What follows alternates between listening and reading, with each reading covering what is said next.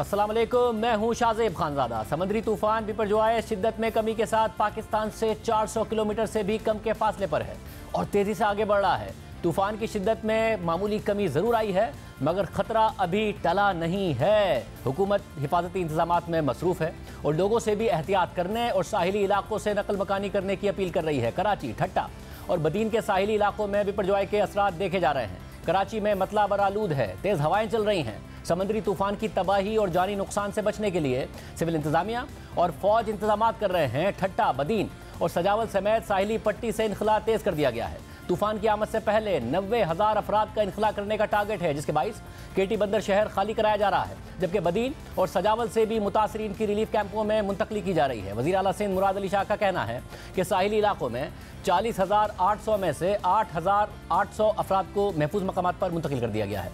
महकमा मौसमियात के मुताबिक ठट्टा, सजावल, बदीन, थरपारकर और उमरकोट में आज से 17 जून तक बारिश मुतवक्के है, जबकि हवाओं की रफ्तार 80 से 100 और कभी 120 किलोमीटर फी घंटा तक रह सकती है। तेज़ हवाएं कमज़ोर इमारतों और कच्चे मकानात को नुकसान पहुंचा सकती हैं, जबकि केटी बंदर और अतराफ में लहरें 8 से 12 फीट बुलंद हो सकती हैं। इसके अलावा हैदराबाद, टंडो मोहम्मद खान, टंडो लयार और मीरपुर खास में 14 से 16 जून के दरमियान आंधी और गरज चमक के साथ मूसलाधार बारिशों का इम्कान है, जबकि हब और लसबेला में भी 14 से 16 जून तक गर्द आलूद हवाओं और तेज़ बारिशों का इम्कान है। हुक्काम का कहना है कि अगर तूफान ने अपना रास्ता बदला तो कराची समेत सिंध की पूरी साहिली पट्टी मुतासिर होने का खदशा है और साहिली इलाकों में 300 से 400 मिलीमीटर तक तेज़ बारिशों का भी इम्कान है। कोर कमांडर कराची ने समुद्री तूफान से मुताल्लिक रात गए बदीन में हंगामी इजलास बुलाया, जिसमें डीजी रेंजर्स सिंध समेत फौजी और सिविल इदारों के जिम्मेदारान ने शिरकत की। दूसरी तरफ वज़ीर आला सिंध मुराद अली शाह ने आज कराची के मुख्तलिफ इलाकों का दौरा किया और साइन बोर्ड उतारने का अमल जल्द मुकम्मल करने की हिदायत की है, जबकि शहर में नालों की सफाई का काम भी जारी है। समुद्री तूफान की पेशकदमी के हवाले से इस वक्त क्या ताज़ा तरीन सूरत हाल है, क्या इतलात है और ये कितना खतरनाक साबित हो सकता है, नुकसानदेह साबित हो सकता है, इस पर बात करेंगे। चीफ मेट्रोलॉजिस्ट सरदार सरफराज साहब हमारे साथ मौजूद हैं। सरदार सरफराज साहब, बहुत शुक्रिया हमें ज्वाइन करने के लिए। साहब, इस वक्त क्या सूरत हाल है? क्या शिद्दत में कमी आई है? कुछ खतरा कम हुआ है? क्या सूरत हाल? जी बहुत शुक्रिया जी। इस वक्त भी उसका डिस्टेंस अभी कराची से 380 किलोमीटर है और ठट्ठा से 370 किलोमीटर। तो कमी तो उसकी शिद्दत में आई है। गुज़श्ता रात तक तो खासा यानी एक्सट्रीमली सीवियर साइक्लोनिक स्टॉर्म था, तो अब ये वेरी सीवियर है। कुछ किसी हद तक उसकी शिद्दत में कमी आई है, लेकिन उसकी जो ट्रैक है वो तो बदस्तूर वही जिस पॉइंट पे है वहाँ से शुमाल की तरफ है। अभी आज की रात गए तक या कल अर्ली सुबह तक, और फिर उसके बाद शुमाल मशरिक की जानिब उसका रुख हो जाएगा। तो शुमाल मशरकी की जानिब आगे बढ़ता हुआ जाएगा। फिर उस तरफ हमारा जो केटी बंदर का साहिल है और इंडियन गुजरात का एरिया है, उस केटी बंदर और इंडियन गुजरात के किसी पॉइंट से क्रॉस करेगा या उसको स्ट्राइक करेगा उस साहिल को। तो खतरा तो मौजूद है, लेकिन शिद्दत कदरे कम हुई है उसकी। अभी भी खासी शिद्दत है, लेकिन कदरे कम हुई है कल के मुकाबले में। मतलब अब बदीन में हमने देखा कि अभी से ही बहुत तेज़ हवाएं चली, मकानों की छतें भी उड़ गई हैं, पानी भी आगे तक आ गया है, जो जहां लोग रहते हैं वहां तक आ गया है। केटी बंदर में सतह समंदर बहुत ज़्यादा बुलंद नज़र आ रही है और आगे तक पानी आ गया है। ये सूरत हाल और कितनी ख़राब हो सकती है? जी बिल्कुल। अभी तो समझ लें यानी हमारे एरिया से 400 किलोमीटर की रेंज में आया तो उसने असर दिखाना शुरू कर दिया। इतना कराची में भी आज खासी तेज़ हवाएं चली और उधर इंटीरियर का जैसे आपने नाम लिया उस एरिया में भी। तो जाहिर है जितना जितना करीब होगा साहिल के तो उतना उतना ज़्यादा फिर इम्कान बढ़ जाएगा आंधी भी शदीद होने का और बारिशें भी बहुत तेज़ होने का और लहरों की ऊंचाई भी बढ़ने का। मतलब और कराची में ज़ाहिर तेज़ हवाएं चल रही हैं, गर्द आलूद हवाएं चल रही हैं, यहाँ पर क्या सूरत हाल हो सकती है? देखिए कराची में कल तो इतनी कोई बहुत ज़्यादा हैवी बारिश का नहीं है। स्कैटर्ड सी बारिश हो गई, कहीं हुई कहीं नहीं हुई। और परसों और तरसों यानी जुमेरात और जुम्मे को फिर इम्कान होगा यानी 15 और 16 तारीख को कि निस्बतन तेज़ स्पेल हो जाए कराची में बारिश का। लेकिन कराची में कोई इतनी बहुत ख़तरनाक सूरत हाल नहीं है, क्योंकि ये साइक्लोन जो है वो कराची के जनूब से निकलेगा यानी 200-250 किलोमीटर कराची में 200-250 किलोमीटर की दूरी से ही निकलेगा कराची के जनूब से उस तरफ मशरक की तरफ। तो लेकिन यहाँ ज़ाहिर है उसके आउटर पेरिफेरी इतनी होती है और उसका रेडियस इतना होता है कि पूरे इलाके को एक तरह से उसका क्लाउड मास उस पर असर दिखाता हुआ निकलता है। तो उसी की वजह से आज तेज़ आंधी चलती रही है और कल भी इम्कान होगा इसी तरह से गस्ट इवेंट का कराची में और साथ में हल्की बारिश, कहीं पे दरमियानी बारिश। लेकिन उससे अगले 2 दिन कहीं कहीं हैवी बारिश हो सकती है, कहीं मॉडरेट और कहीं पर हैवी। बहुत शुक्रिया सदा साहब, इस हवाले से तफसीलात बता रहे थे। केटी बंदर में क्या हालात हैं और किस तरह की तैयारियां की गई हैं, आज शाम में तफसीलात बताई हमारे नुमाइंदे शाहिद सिद्दीकी ने। आज जब सुबह से केटी बंदर में जो है मौसम की जो सूरत हाल है वो लम्हा ब लम्हा तब्दील होती रही है। सुबह से शुरू होने वाली बारिश वक्फे से जो है जारी रही है, लेकिन शाम के वक्त सूरत हाल जो है यकसर तब्दील हो गई है। समंदर में शदीद तुग़यानी जो पाई जाती है और जो मद्दो जज़र है वो इंतहाई हाई लेवल का है। यहाँ पर शदीद तूफ़ानी हवाएँ भी चलना शुरू हो गई हैं। समंदरी पानी ने जो है अपना दबाव केटी बंदर के हिफाजती बंद पर डालना शुरू कर दिया है। बाज़ मकामात से जो मिट्टी है वो भी उसकी जो है गिर गई है। यहाँ पर इस वक्त केटी बंदर शहर के अंदर जो तकरीबन 99% लोग जो है यहाँ से नकल मकानी कर गए हैं, जबकि यहाँ पर जब हमने असिस्टेंट कमिश्नर उस्मान केटी बंदर से बात की तो उन्होंने हमें ये बताया है कि केटी बंदर के गुर्दोनवा में जो जज़ायर थे वहाँ से तमाम अफराद को निकाल लिया गया है। बाज़ लोगों को गाड़ियाँ नहीं मिली हैं और यहाँ जो रिलीफ कैंप है केटी बंदर के बॉयज़ प्राइमरी स्कूल में जो रिलीफ कैंप बनाया गया था वहाँ पे मुतासरीन जो है वो मुख्तलिफ जो है शिकायत करते हुए नज़र आए हैं। यहाँ साग फौज के दस्ते भी पहुँचे हुए हैं, रेंजर्स और मेरीन के एहलकार हैं, वो भी यहाँ पर लोगों को रेस्क्यू करने में हमें मसरूफ़ नज़र आते हैं। बदीन की सूरत हाल हमारे नुमाइंदे एजाज जई ने बताई। समुद्री तूफान बिपरजॉय के असरात ज़हरी सिंध के अहम साहली मरकज़ 0 पॉइंट पर भी वाज़े तौर पर नमूदार हुए हैं और जो पानी है समुद्र का वो माहीगीरों की बस्ती में दाखिल हो चुका है। मेरे यहाँ भी सीधे हाथ पे देख सकते हैं कि ये माहीगीरों के कच्चे घर हैं जिनमें बाकायदा तौर पर अब जो है पानी पहुँच चुका है और कई तो ऐसे घर हैं जो कि 1.5 से 2 फीट तक भी पानी में डूबे हुए हैं। तेज़ हवाएं कल से जो चल रही थी, झक्कड़ चल रहे थे, उसकी वजह से मुतअद्दिद कच्चे मकानात की जो है छतें भी उड़ी हैं, तो यहाँ जो है काफ़ी नुकसान पहुंचा है इन कच्चे आशियानों को। इस गांव के जो मकीन थे वो पहले ही नकल मकानी कर चुके हैं। हुकूमत की जानिब से उनको ट्रांसपोर्ट, ट्रैक्टर और डाटसन वगैरह फराहम किया गया था, जिसके बाद जो है उनको जो है रिलीफ कैंप में मुंतकिल किया जा चुका है। डिप्टी कमिश्नर बदीन आगा शाहनवाज ने हमें तफसीलात बताई हैं कि तकरीबन 13 से ज़ायद कैंप हैं अभी जो मुतासरीन के वो बनाए गए हैं और जो दीगर गाँव हैं जहाँ से अभी तक मुतासरीन का इनखला नहीं हुआ वहाँ से भी मुतासरीन को जो है कोशिश की जा रही है कि जल्द से जल्द इनखला मुकम्मल कर लिया जाए। महकमा मौसमियात की जानिब से भी जो बारिश की पेशन गोई की गई थी, जो कल जो है हल्की हल्की बारिश का सिलसिला वक्फे के साथ जारी रहा और आज भी मतला अबर आलूद है और यही इम्कान है कि अच्छी बारिश यहाँ पे पड़ सकती है। सूरत-ए-हाल इस हवाले से बात करेंगे। वफाकी वज़ीर बराए मौसमियाती तब्दीली शेरी रहमान साहब हमारे साथ मौजूद है। शेरी रहमान साहब बहुत शुक्रिया हमें शो में ज्वाइन करने के लिए। ज़ाहिर है आपकी वजारत भी ये सारी की सारी कोऑर्डिनेशन कर रही है, इस सूरत हाल को मॉनिटर कर रही है। जो सूरत हाल है वो हमने आवाम के सामने रखी, मगर आवाम में पैनिक है, कराची में भी है, बदीन में भी है, केटी बंदर में, दीगर इलाकों में इस वक्त पैनिक पाया जाता है। आप क्या कहिएगा इस हवाले से? जी शुक्रिया शाहजेब। देखिए पैनिक जो है जितना भी मैं और आप कहें कि ना करें लोग, ये एक फितरी सी बात है, ह्यूमन नेचर का हिस्सा है कि बंदा परेशान होता है, फ़िक्र होती है कि अपनी जान और माल की किस तरह हिफाजत की जाए। तो ये हमें भी समझना होगा और थोड़ा इसके लिए टॉलरेंस भी करना होगा, थोड़ी स्पेस बनानी होगी।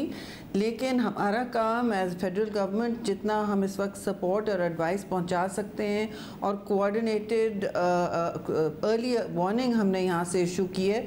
मैं समझती हूँ सूबे ने बहुत अच्छी तरह इस्तेमाल किया है। बलूचिस्तान से ये बिपर जो है थोड़ा हट के सिंध की तरफ जा रहा है अब, तो उसमें और ख़ास तौर से केटी बंदर तो इसने टकराना है ही है 15 तारीख के लिए। तो एवैक्यूएशंस तो हमने बहुत पहले से एडवाइस की थी, NDMA को हमने सिंध भेज दिया, वो कराची 2 दिन बैठे रहे बर वक्त ताकि emergency operation centre, 5 core command, rangers, जितने भी सिविल और मिलिट्री हमारे रिस्पॉन्डर्स हैं, NDMA, PDMA, government of Sindh और हमारे सारे MPs ज़मीन पे मुंतकिल हों और मुतहर्रिक हों, सब इस वक्त लगे हुए हैं। CM सिंध ने इस पर कल से जो शुरू किए हैं नशरियात और अवेयरनेस, उससे बहुत फ़र्क पड़ा है। ज़ाहिर है इवैक्यूएशन और नकल मकानी बहुत ज़रूरी होती है। इस तरह के साइक्लोन में जी सारी दुनिया में पहला काम हुकूमतें, बहुत तकलीफ़देह होता है लोगों के लिए, लेकिन नकल मकानी ज़रूरी है मगर इतलात आ रही है शरीमान साहबा के कुछ लोग रेजिस्ट भी कर रहे हैं केटी बंदर में, वहां पर भी लोग आसानी से तैयार नहीं है नकल मकानी के लिए। तो क्योंकि अब ये करीब आ रहा है, 400 किलोमीटर से भी कम का फासला रह गया है, तो क्या क्या इकदाम किए जाएंगे? फिर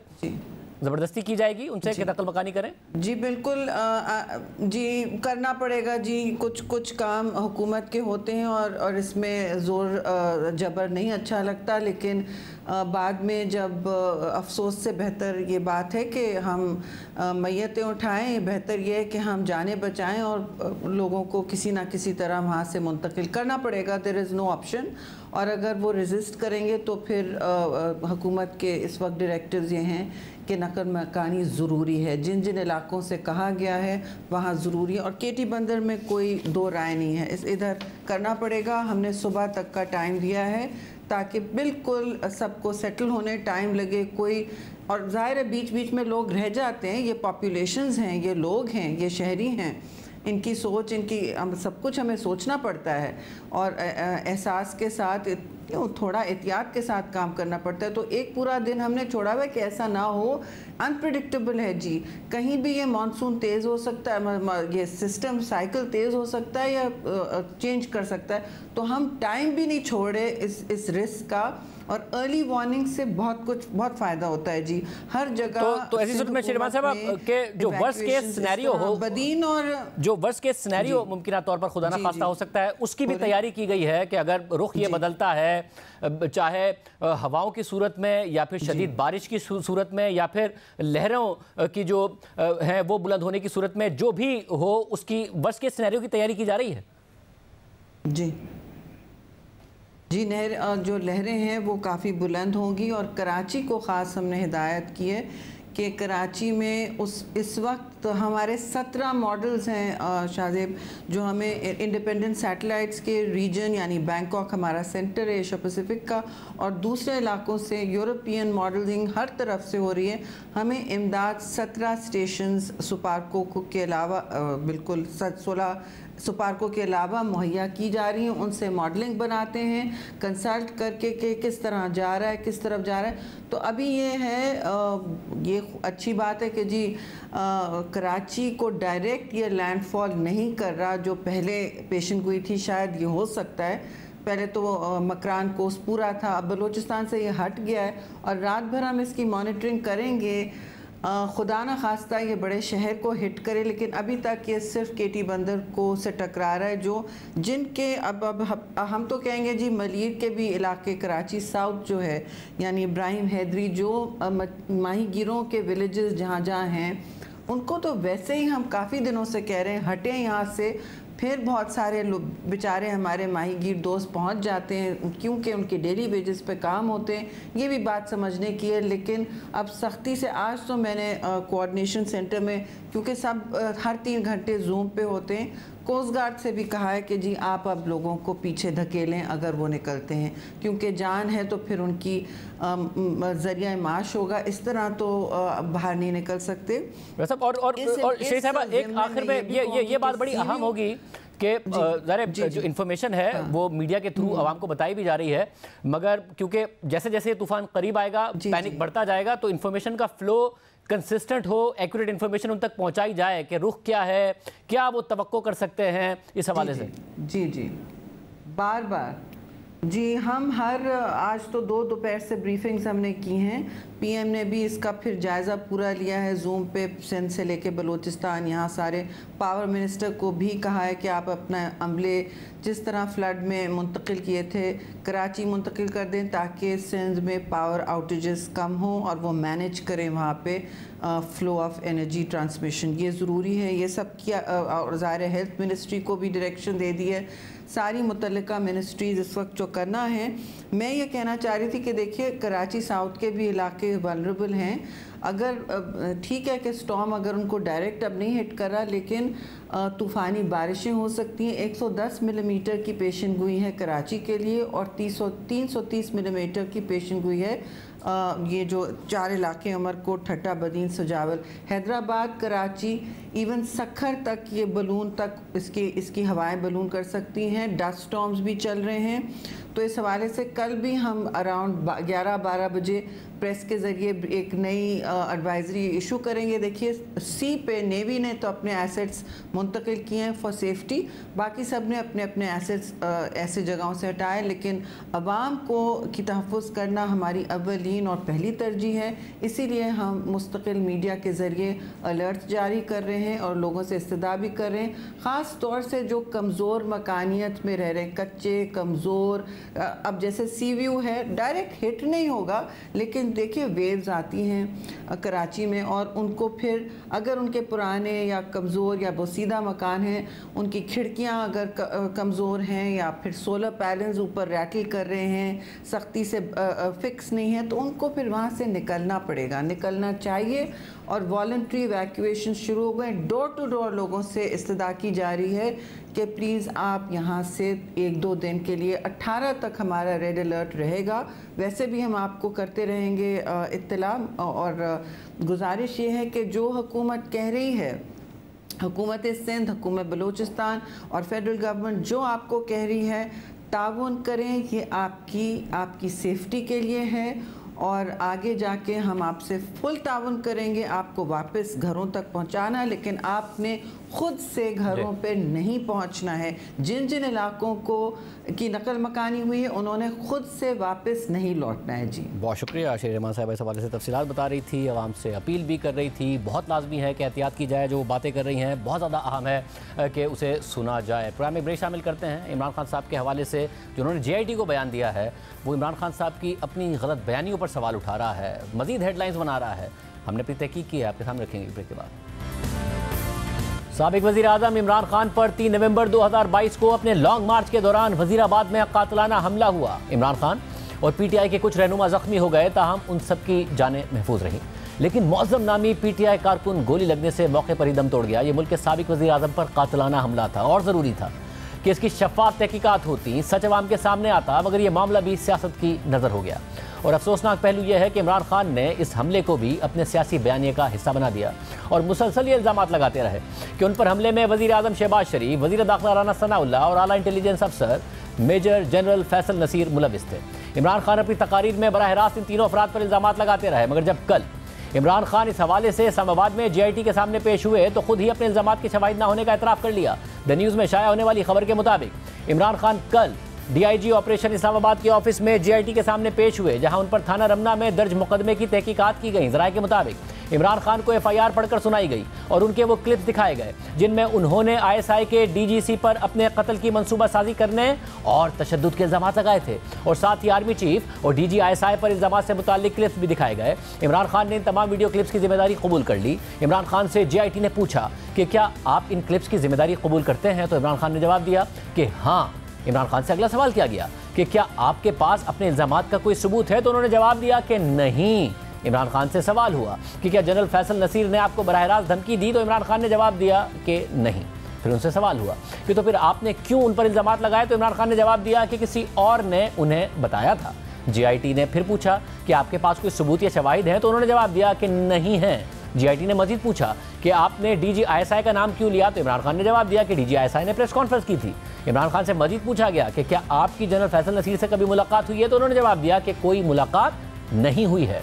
JIT ने इमरान खान से पूछा कि आप डर्टी हैरी किसे कहते हैं, तो उन्होंने जवाब दिया कि मैं जनरल फैसल नसीर को डर्टी हैरी कहता हूँ। खबर के मुताबिक JIT हुकाम ने तमाम सवालात और उनके जवाबात पर इमरान खान से दस्तखत भी कराए, और फिर आज वफाकी वज़ीर दाखिला राना सनाउल्लाह ने इस खबर की तस्दीक भी कर दी। जब उनसे पूछा गया कि आपने एक वफाकी वजीर आज़म पाकिस्तान और फौज के सीनियर अफसर के खिलाफ इतना संगीन इल्ज़ाम आपने कैसे लगा दिया कि आपको कत्ल कर दिया जाएगा या आपको कत्ल करने की जो है वो साजिश की गई है, तो उन्होंने कहा कि मुझे किसी ने बताया था। जब उनसे पूछा गया कि आपको किसने बताया था, तो उन्होंने कहा कि ये मुझे याद नहीं है कि मुझे किसने बताया था, लेकिन मुझे किसी ने बताया था, तो किसी ने कहा था तो मैंने भी ये कह दिया। उनका ये सारा बयान जो है वो ज़ब्ते तहरीर में लाया गया, जिसके ऊपर अपने उन्होंने दस्तखत सब्त किए। ये एक जो है वो तफ्तीशी अमल के बाद एक मुस्तनद जो है ये एक दस्तावेज है। कल रात से इस हवाले से खबरें चल रही थीं कि इमरान खान JIT के सामने पेश हुए हैं और वहां माना है कि उनके पास अपने इल्ज़ामात के शवाहिद नहीं हैं जिनमें वो हसास इदारे के अफसर को अपने कत्ल की मनसूबाबंदी में मुलविस करार देते थे। और आज खुद इमरान खान ने भी इन खबरों की तस्दीक कर दी और ट्विटर पर लिखा है कि सबसे पहले तो जो कुछ वीडियोज़ में मैंने कहा मैं उस सब की तस्दीक करता हूँ। सवाल तो यह है कि जब मैं जनरल फैसल नसीर के खिलाफ मुकदमा तक दर्ज नहीं करवा सका जिसके बारे में मुझे इल्म था कि वो राना सनाउल्लाह और शहबाज शरीफ के साथ मुझ पर कातलाना हमले के मंसूबे में ही नहीं बल्कि उस हमले के बाद मुश्तरका तहकीकाती टीम यानी JIT जो इस नतीजे पर पहुंची कि हमले में 3 हमलावर थे की तहकीकात को सबूताज या कवर अप करने में भी मुलविस था, तो मैं शवाहिद कैसे मुहैया कर सकता हूँ। तहम अगर कभी मामले की आज़ादाना तहकीकात की गई तो मैं साबित करूँगा कि यह शख्स हमारे शहरियों के खिलाफ बदतरीन जराइम में मुलविस रहा है। और अहम बात यह है कि इमरान खान आज खुद ये मान रहे हैं कि उन्होंने जो इल्ज़ामात लगाए वो बगैर सबूतों के लगाए बल्कि किसी और के कहने पर लगाए। लेकिन 3 नवंबर को खुद पर हमला होने से लेकर कल ये बयान देने तक इमरान खान ने खुद ही इस कातलाना हमले को मुतनाज़ बनाए रखा।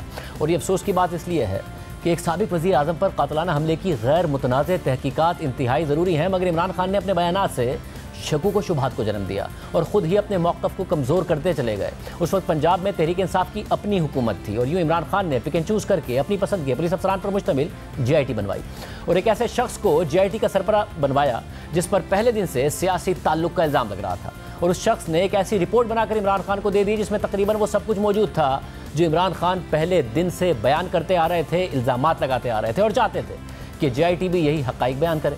हालांकि इमरान खान पर कातलाना हमला करने वाला पकड़ा गया था और उसने एतराफ़ जुर्म भी कर लिया था और मजहबी जज्बात को इस हमले की वजह करार दिया था और वो अब भी ज़ेर हिरासत है। मगर इमरान खान ने शुरू दिन से यह बयानिया बनाया कि वज़ीराबाद में उन पर हमला बाकायदा मनसूबाबंदी का नतीजा था और वहाँ एक नहीं बल्कि 3 हमलावर मौजूद थे। ये आगाज़ से इमरान खान का मौक़िफ़ था और फिर गुलाम महमूद डोगर की JIT रिपोर्ट भी बिल्कुल इसी नतीजे पर पहुंची और उसमें इंकिशाफ किया गया कि वज़ीराबाद में इमरान खान पर होने वाले हमले में 3 लोग मुलविस थे। और फिर जिस तरीके से ये JIT बनी थी और जिस तरीके से इसने काम किया था और गुलाम महमूद डोगर को सरबराह बनाया गया था, ये मामला तो पहले दिन से मुतनाज़ हो गया था। डॉन की 11 नवंबर की खबर के मुताबिक परवेज़ इलाही की हुकूमत पंजाब ने इमरान खान पर कातलाना हमले और वज़ीराबाद पुलिस की जानिब से मुकदमे में FIR के इंदराज की तहकीकात के लिए 5 रुकनी मुश्तरका तहकीकाती टीम तश्कील दी है। इस JIT की सरबराही DIG इस्टेब्लिशमेंट और CPO लाहौर तारिक रुस्तम चौहान कर रहे थे जबकि उसके 4 अरकान थे।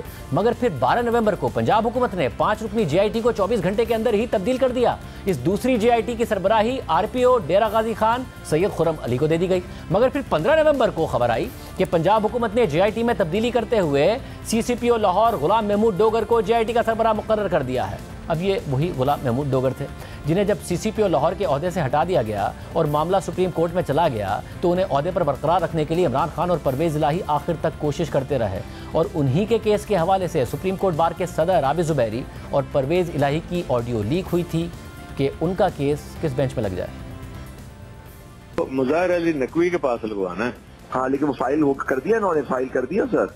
अब फाइल कर दिया, जोजा साहब को पूछ ले, वो कर रहा है। जोजा साहब से मालूम कर, कल भी मेरी बात हुई थी, कल तक तो तैयार नहीं हुआ था तो मैं चेक कर लेता। काम ठीक हो जाएगा, वो तो आप जरा कर लेना। जी मैं कर लेता हूँ सर, बहुत देते बड़े किसी को बताना नहीं है, लेकिन मैं सही है, समझ गया सर। अच्छा सर, एक काम और है सर, अब वो परसों जो 14 तारीख को डोगर का भी केस लगा हुआ है बेंच में दोबारा सर, उसमें भी नकवी साहब हैं।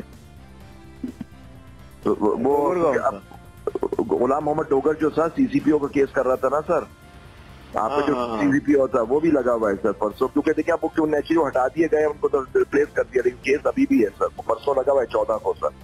चलो मैं बात करता हूँ।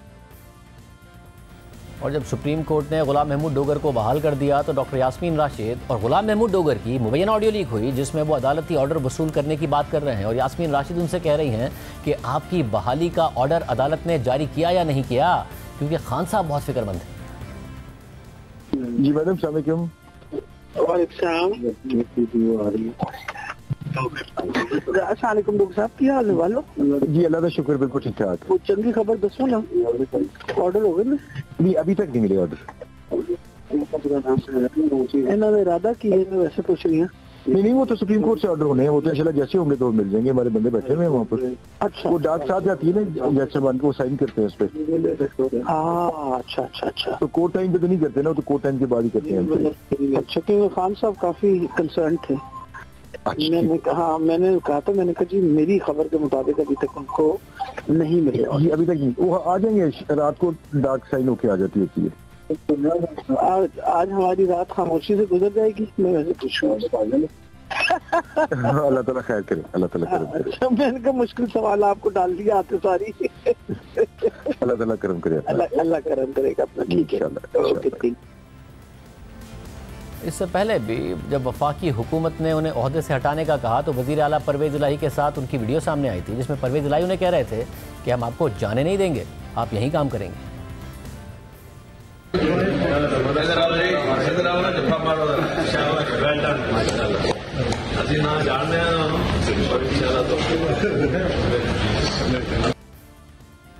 और सिर्फ यही नहीं, ये खबरें भी सामने आती रहीं कि JIT के सरबराह बनने से पहले और फिर बाद में भी CCPO लाहौर गुलाम महमूद डोगर खुद कई बार इमरान खान से मिलने ज़मान पाक जाते रहे।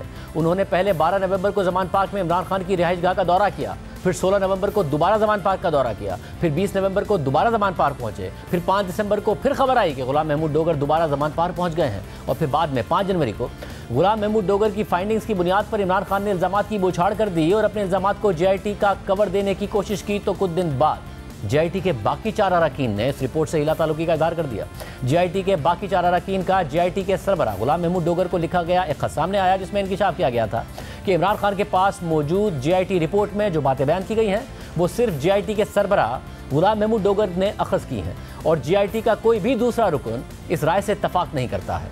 इस खत में JIT के 4 अरकान के दस्तखत मौजूद थे, जिनमें RPO DG Khan Syed Khurram Ali, AIG monitoring Ehsanullah Chauhan, SSP intelligence CTD Naseemullah Khan और SP पोटोहार डिवीज़न तारिक महमूद शामिल थे। इन 4 अरकान की तरफ से CCPO लाहौर और JIT के कन्वीनर गुलाम महमूद डोगर के नाम लिखे गए खत में लिखा है कि मज़कूरा केस इंतहाई अहमियत का हामिल है और ये तकाजा करता है कि इंतहाई जामे, ईमानदाराना और पेशावराना महारत के साथ इसकी तहकीकात की जाए, और हमने बतौर JIT अरकान अपनी पूरी काबिलियत के साथ तहकीकात करने की कोशिश की है। ताहम कुछ नताइज जो अखज़ किए गए हैं और मीडिया में दिखाए जा रहे हैं वो हमने शेयर नहीं किए हैं। हम इस हवाले से बिल्कुल अलग राय रखते हैं। JIT अरकान के खत के मुताबिक ऐसा कोई भी काबिल भरोसा या आज़ादाना सबूत रिकॉर्ड पर नहीं आया कि जिससे ये जाहिर हो कि मज़कूरा वाक़े में एक से ज़ायद हमला आवर मौजूद थे। अभी तक ऐसा कोई डेटा या कॉल रिकॉर्ड नहीं मिला कि जो मरकज़ी मुल्ज़िम को जुर्म की मनसूबाबंदी या साजिश में मुलविस किसी दूसरे शख्स से जोड़ता हो। इसके अलावा दूसरे मुल्ज़िम वक्कास का किरदार भी अभी तक सहूलतकार के तौर पर ही सामने आया है,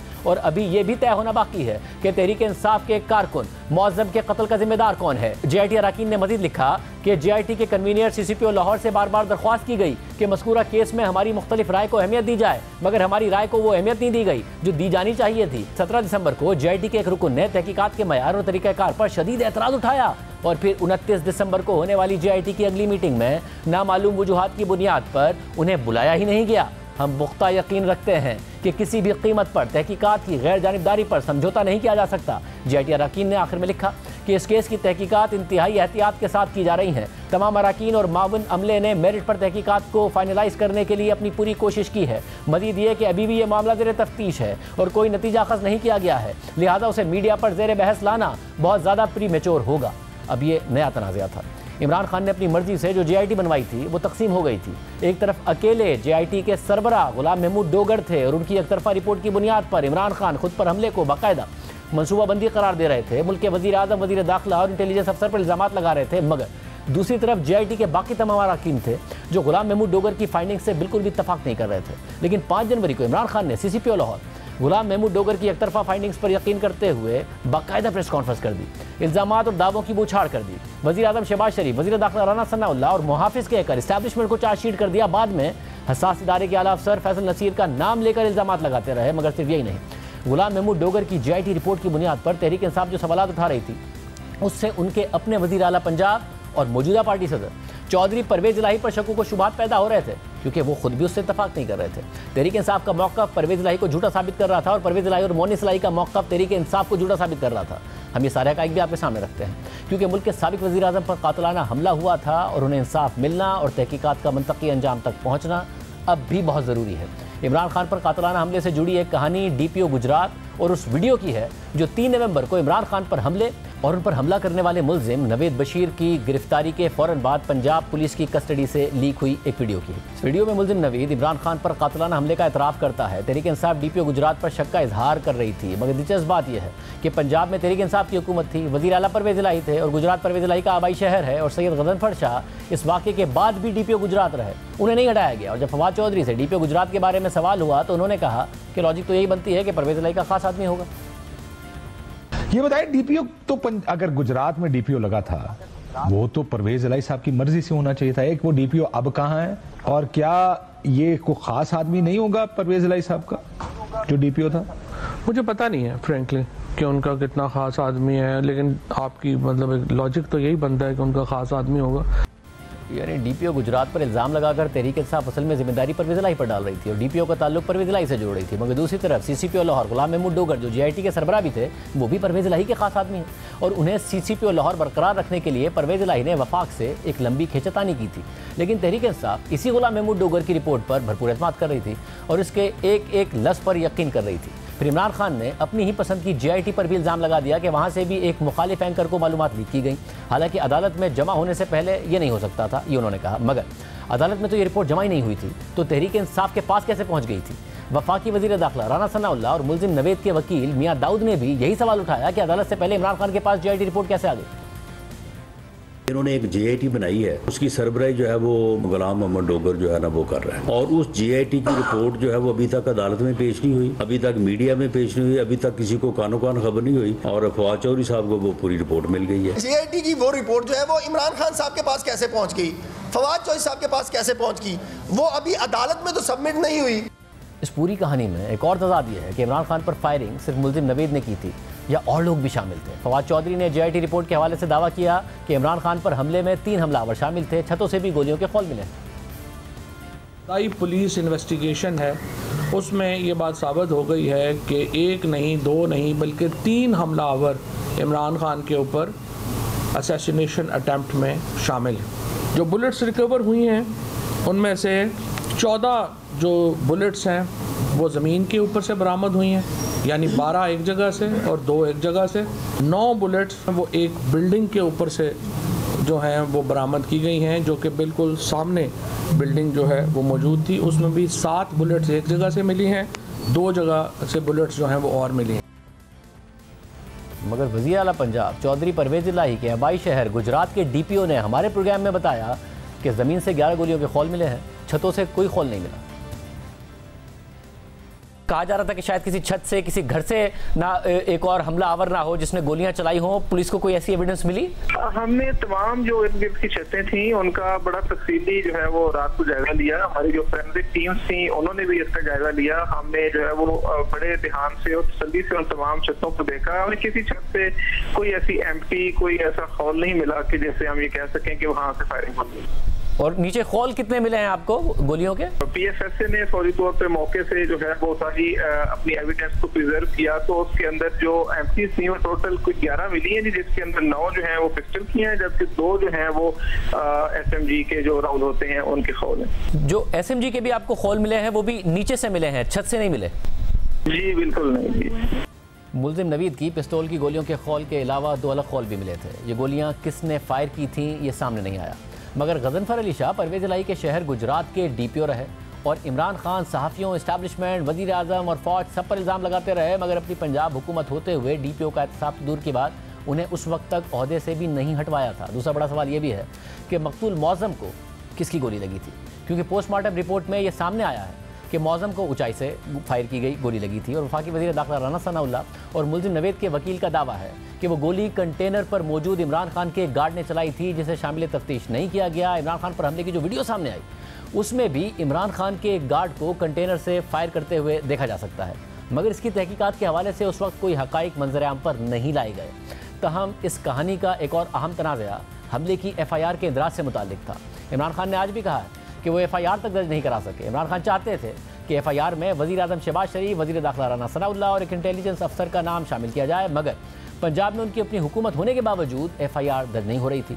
उस वक्त फवाद चौधरी ने इल्ज़ाम लगाया कि परवेज इलाही को बुलाकर कहा गया है कि अगर FIR काटी तो नताइज होंगे। चीफ मिनिस्टर को बुला के कहा जाता है कि आपने FIR नहीं करनी और चीफ मिनिस्टर जो है उसको कॉन्सिक्वेंसेस की धमकियां दी जाती हैं, तो फिर ज़ाहिर है डीपीओ किसने कहा था चीफ मिनिस्टर को FIR नहीं करनी? ये आप चीफ मिनिस्टर साहब से पूछें, उन्हें किसने बुला के कहा था कि अपने FIR की तो फिर आपके लिए कॉन्सिक्वेंसेस होंगे।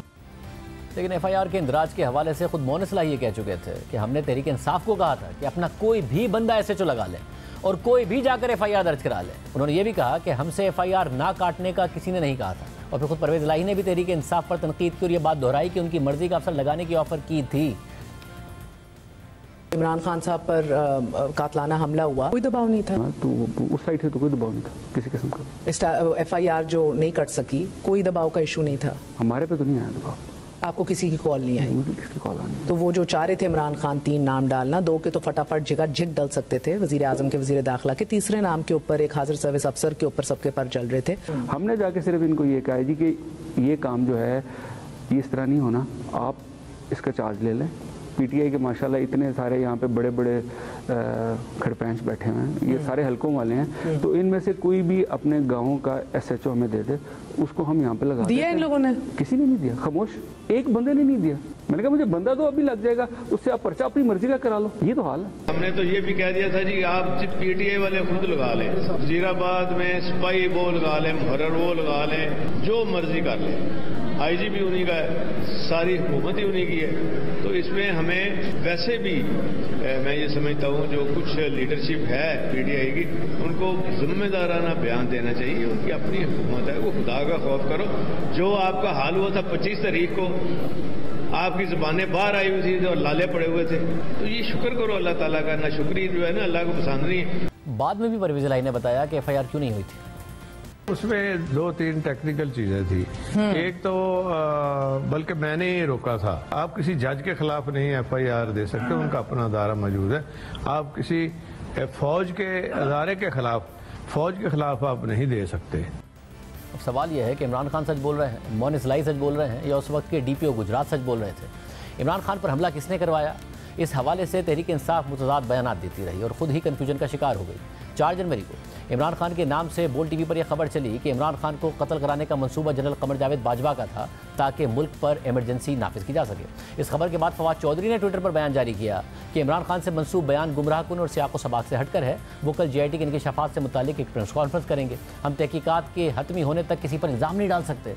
मगर फिर दिलचस्प बात यह है कि फवाद चौधरी उसी दिन ही काशिफ अब्बासी के प्रोग्राम में ये कह चुके थे कि कुछ हल्के इमरान खान से जान छुड़ाना चाहते थे, और ये भी था कि अगर इमरान खान कत्ल हो जाते हैं तो पाकिस्तान में मार्शल लॉ लगने से कोई नहीं रोक सकता। जो हल्के हैं वो पाकिस्तान में इमरान खान से जान छुड़ाना भी चाहते थे, और ये भी था पाकिस्तान के अंदर के एक अगर इमरान खान को असैसिनेट हो जाते हैं तो फिर पाकिस्तान में जो मार्शल लॉ है वो लगने से कोई नहीं रोक सकता था। अब मुल्क में मार्शल लॉ आर्मी चीफ लगा सकते हैं, और मार्शल लॉ वज़ीर आज़म और उसकी हुकूमत के खिलाफ लगता है, तो फिर शहबाज शरीफ और जनरल बाजवा दोनों एक साथ इस अमल में कैसे मुलविस हो सकते थे। आज़ादी अल्लाह।